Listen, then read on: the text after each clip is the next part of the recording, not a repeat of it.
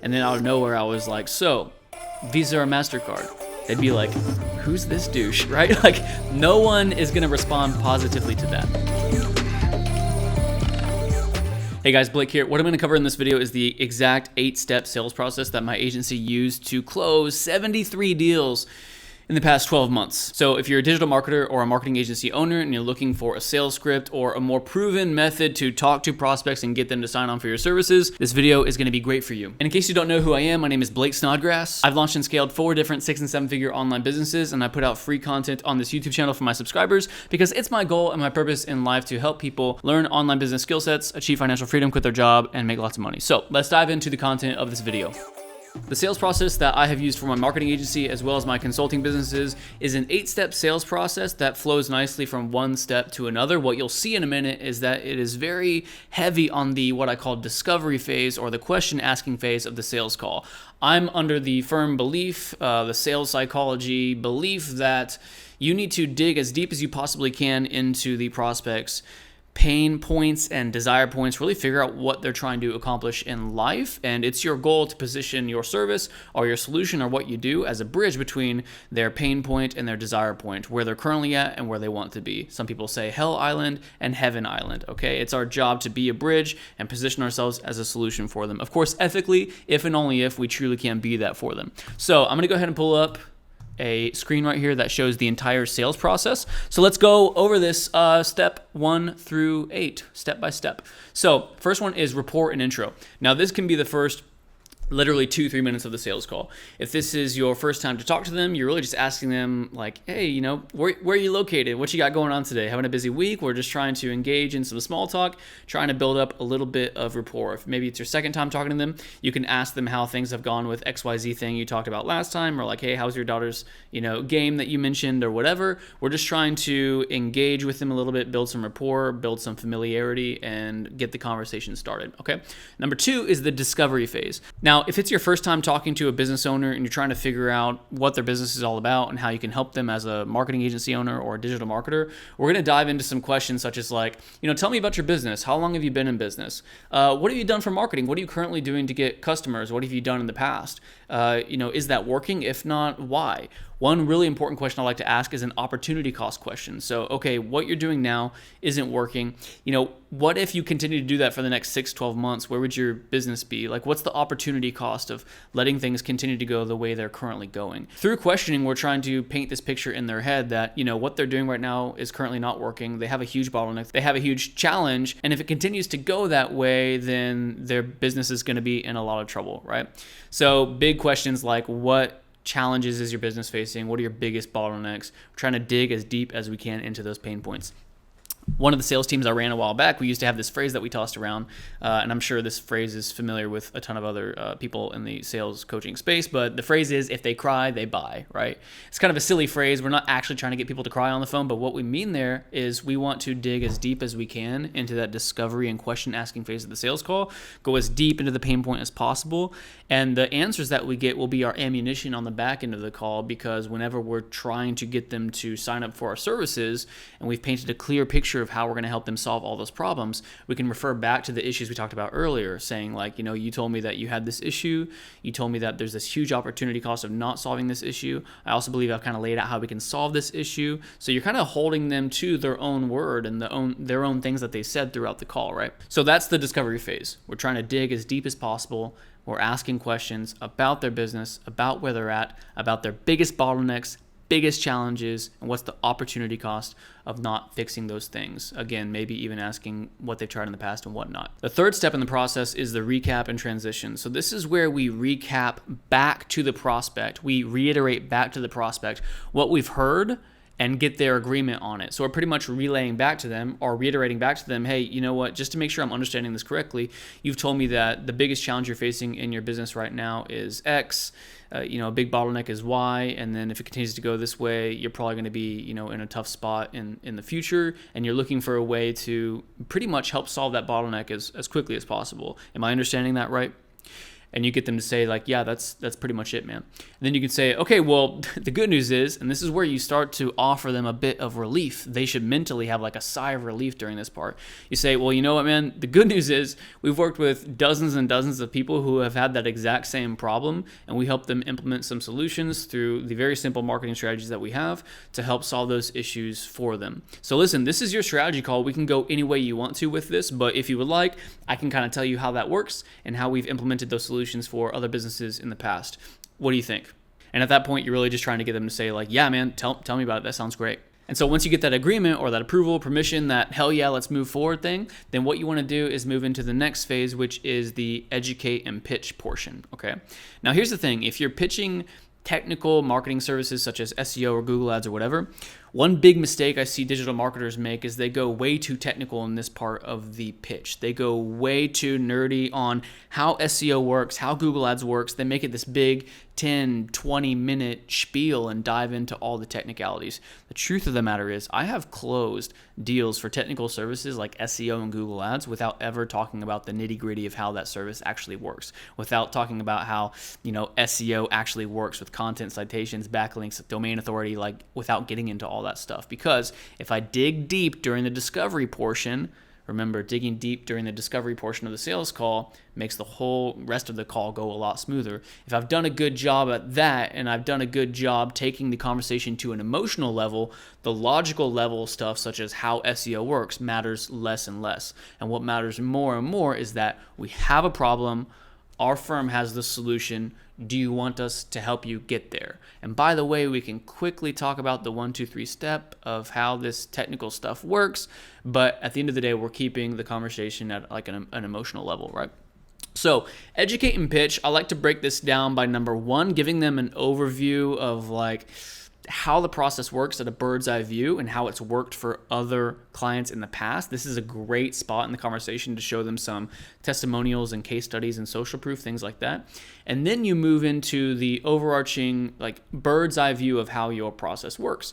So if you're telling them about SEO or pitching SEO, you can tell them how SEO works in regards to content, citations, and backlinks. If you're talking about Google Ads, PPC, you can say, hey, we run these ads. Here's how we set them up. Single keyword ad group method. We run ads to a landing page. We generate leads. We use Zapier for lead delivery, whatever, just really concise and really simple. For Facebook ads, you can do the same thing. Hey, we run targeted ads to specific demographics. We drive that traffic to a lead form or a landing page. We generate leads, and then you get the lead in your inbox. Just like a really general overview. And if you have a graphic or a visual that you can use during this part of the call, that's really, really cool because you can show like a flow chart of how it all works. Again, keep it extremely simple. See how simple this graphic is on the screen? I could break this down into like probably a 3,000 word document of how this agency's sales script works, but on this screen, I broke it down into 8 little simple boxes, right? And that's how simple your pitch should be for your agency services, okay?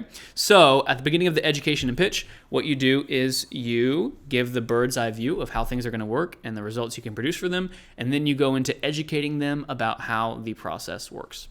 The 5th step is what I like to call solidifying the need. Okay, so this is where we ask back to them. We're kind of temperature checking them on like how they feel about the solution that we've just laid out in front of them, right? What we want to do is take into consideration the problem that they've told us about earlier. We also want to think about the solution we just laid out in front of them, and we want to get their input on whether or not they feel like that solution fits perfectly over the problem that they've told us about, right? One of the word tracks I like to use on my sales calls is, hey, listen, man, we're not trying to, fit a square peg in a round hole. We don't just want to make sure that our solution is a great solution to blanket any problem that may or may not happen. We want to make sure that this solution is the solution for the problem, right? Round peg for a round hole. Like that's what we're trying to do. Make sure it's the best solution, right? So what do you think based off of everything we talked about and, everything I've laid out for you? Do you feel like if we put these things in place and then you can kind of maybe even value stack and outline a little bit what that looks like if we did this and everything we talked about and we had this landing page and this in place and this in place and everything we just talked about, do you think if we implemented that for you, it would help solve your issue of lead flow or help solve your issue of not getting in touch with enough prospects? And then be quiet, let them talk and get their feedback, right? What we're trying to do right there is gauge like how mentally and emotionally on board they are. We're trying to see, all systems go, green light. We want to check their temperature. You can even ask them like on a scale from 1 to 10, 1 being, I hate you, Blake, I want to get off the phone right now. 10 being, yeah, for sure, this is absolutely the missing element of what my company needs right now. Where are you at on that scale? And if they say like anything 8 or above, it's like, okay, cool. Well, I don't know about you, but most things are rarely 10 in life. So if you're at an 8 or a 9, that's basically as good as it gets, right? So I would love to implement this for you. If you would like, I can kind of tell you about what the next steps look like and what it looks like to work with us, right? And then you can kind of slip into the close depending on how the call is going. However, if you kind of go through that solidifying the need portion of the conversation and they're still kind of iffy about it and they have some questions, that's when we move into the next portion, which is objection handling. So number 6, objection handling. This is where we start to figure out, what issues they're seeing or what questions they might have or what objections they have to what we've told them, right? One really good thing to ask during or before or moving into this objection handling phase, and as you're going into the close to where you start to lay out what the investment looks like for them, one really good question to ask is, and actually I ask this question on pretty much any sales call I do, you want to ask the question of, other than price, is there any reason why you wouldn't want to move forward today? Now, the reason why we ask that question, other than price, is there any reason why you wouldn't want to move forward today? We ask that question to identify any non-price related objections before we actually unveil the price to them, right? Because we ask that question and we're trying to get them to tell us any objections they may have that we can handle quickly. Like they're like, oh, I don't really understand this thing, or you know what, I'm not really sure if this is going to work for us, or there could be a dozen different objections, right? And then what we do is we can handle those objections and then circle back around to the same question. Okay, cool. Now that we've talked about that, other than price, is there any other red flags that you see or anything I might need to cover before we talk about the investment? And you keep on circling and making that loop until they have no more objections, until they're like, you know what? Yeah, you handled all my objections. Everything sounds great. Yeah, tell me what it looks like to work with you. And then you can talk about the price and the investment and you move into that. The thing is, if you tell them the price and the investment and you roll into the subject of what it looks like to work with us in next steps, and then they have an objection after that, well, now you can more clearly identify that it is actually a price related objection. If you didn't ask that question before, then it's like, okay, well, after you tell the price and they have an objection, we don't really know if that's a price related objection or it's an objection we just didn't handle earlier that has to do with the service or whatever, right? Also, here's another question I like to ask if there's an objection near the end of the call. I like to tell people, usually there's 3 reasons why someone wouldn't want to move forward on one of these calls with us. It's number 1, you don't trust me. Number 2, you don't trust our service and that we can accomplish the things we say we're going to accomplish. Or number 3, it's just a price or budget related issue. Now, Mr. Customer, I don't think I've given you a reason to not trust me. I don't think I've given you a reason to not trust that our company can do what we say we're going to do. So it sounds like this may kind of come down to price or budget. Is that true? And then you get their feedback on that. And then if you want to take it a step further, you can say, you know what, if it is number 1, I can't really help that. If you don't really vibe with me, that kind of stinks, but it is what it is. If you don't trust that our company can do what we say we're going to do, I can't really help that immediately either. That's kind of your opinion, but I don't think I've led you to believe that. But number 3, if it is a price or budget issue, the good news is that's the one thing out of those 3 things that's malleable and we can kind of workshop right now, right? So here's what we might be able to do. And then you can kind of roll into some price objection related options for them. I will say at this point in this video right here that price objections is of course just one objection out of many types of objections. There's I need to talk to my spouse, I need to talk to my partner. There's price related objections. There's genuinely just not understanding how the service works. There's so many, right? The goal, however, like I mentioned, is to identify any non-price related objections before you roll in the price. So that way, as you're trying to get them over the hump and off the fence near the end of the call, it's really only after having identified that it is a price related objection. Okay. So if we have in fact identified that the objection is about price and we're trying to get them off that fence, then we can try to create the price to value discrepancy and add more value to the situation, making them less likely to continue to object about price by going into a sales mechanism that we call the value stack. There's so many marketers that talk about this concept of value stacking. As a matter of fact, if you've watched any webinar online in the past 10, 15 years, you've probably seen a value stack or any infomercial. This is where they lay out, hey, well, you're gonna get this valued at $997. You're going to get this valued at $1,599. You're going to get this valued at $2,000 and this at this and this at this. And you're going to get all that for the low cost of this monthly rate, right? So what we want to do if they are having issues with that price is we want to value stack maybe on a slide during our presentation, everything they're getting, go over it all, show them the true total value of it all and let them know what the actual value of everything is. And in that value stack, we can include things that we will eventually use as sales mechanisms, such as a digital product or first month setup. Now, after running through that value stack, if we've shown them all that value and they're still kind of objecting about price and yeah, I'm not really sure if I want to move forward, this and that, what we can do is start to use some sales mechanisms such as waiving a setup fee or maybe giving them half off for month one. We don't really want to resort to these measures all the time. At the end of the day, you really want to stick by your value and what you're worth. However, if it's going to mean getting the deal done, you can reduce the setup fee in half or drop the first month payment in half or whatever. We can always just use the phrase, if I could, would you, right? If I could go ahead and waive the setup fee, would you move forward today? If I could drop the price of month one completely in half, would you move forward today? Does that sound fair? So we use these if I could, would you statements to get them off the fence. And what we're doing psychologically is we're building reciprocity with the prospect. If I give you something, you're more likely to want to give me something back. If I'm doing you a favor, you're more likely to want to do something for me. So if I say, if I'm willing to, now I'm not saying I could, maybe I need to talk to my associate or my boss or whatever. Maybe if you're like in a sales role, maybe if you're an owner, you could say, maybe I need to talk to my partner or whatever. But you say like, hey, I'm not saying I could do this, but if I talk to my partner and he's okay with it, if I could completely waive the setup fee of month one, would you be willing to move forward today? And then hopefully that will get them off the fence. There's tons of other objection handling methods we can use, but this video is already going longer than I wanted it to. So once they're ready to go, once they're on board, once they've agreed to the value and they're like, okay, this sounds good, let's do it. I believe that the most seamless way to transition into the close is to simply start talking about the next steps. Okay, so if they say something positive like, okay, well, that sounds good, you can say something along the lines of, okay, great, well, let me go ahead and tell you what the next steps will be and what it looks like to get started. So what we'll do is we'll go ahead and take the initial payment on the phone right now. Okay, once that's processed, we will immediately go ahead and schedule your onboarding call with our account manager. We're going to get that on the books for as soon as possible, hopefully tomorrow at the latest, tomorrow or the next day. On that onboarding call, we're going to get all the information we need from you to go ahead and start fulfilling your services, and your ad campaigns or marketing campaigns should be up within the next 5 to 7 business days. So if that sounds good to you, let's go ahead and get started. Let me go ahead and start with your billing address.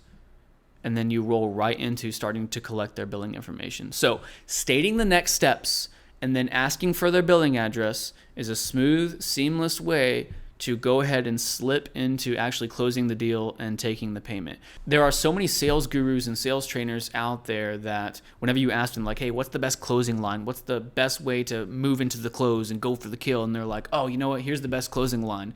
Visa or MasterCard. Or, so are we doing a deal or what? Like there's all this cheesy stuff that sales trainers will say. Honestly, none of that works. It's so cheesy. Like if I was talking to a prospect, and this is the first or second time I've ever talked to them, and it's near the end of the call, I've spent all this time building rapport with them and showing them the value that our company can add, and then out of nowhere I was like, so, Visa or MasterCard?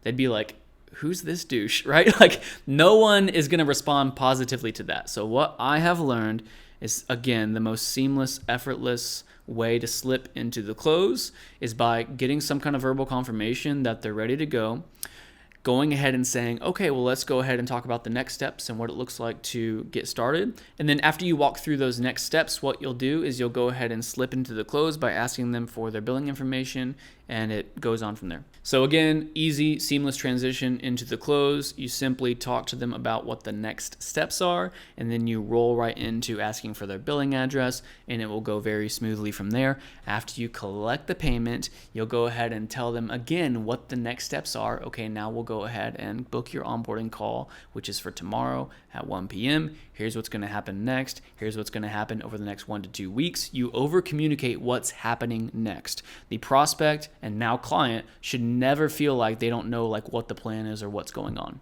And then after that, congratulations, you've closed the deal. Cool. So that is my 8-step sales process for agency and consulting. I've been using this for a while. I've closed 7 figures worth of deals with this. It's really, really handy. Maybe write those steps down, keep it on hand, keep it on your desk so you can reference it during sales calls.